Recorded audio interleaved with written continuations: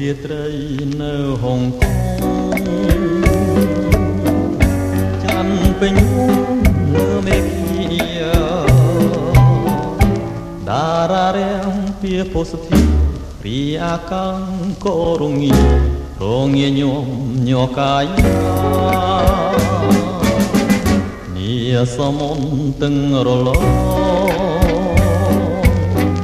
បបគួងលើជលសានោមឲ្យចិនរិនទុក្ខា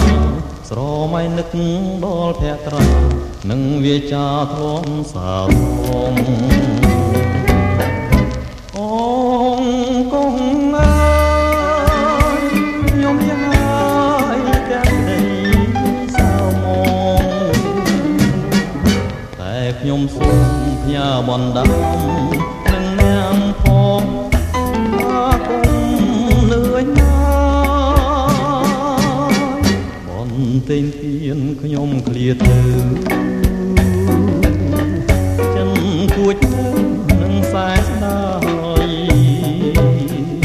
មិនចង់ឃ្លៀងឃ្លាតពីកាយមិនចង់ឆ្ងាយពីថ្លៃ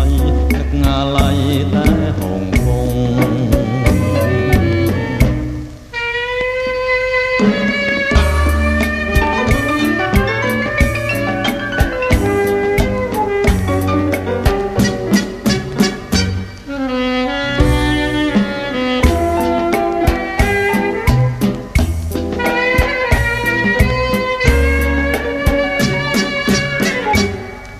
ទិញទៀនខ្ញុំឃ្លាតចឹងគួចនឹងសែនស្ដាយ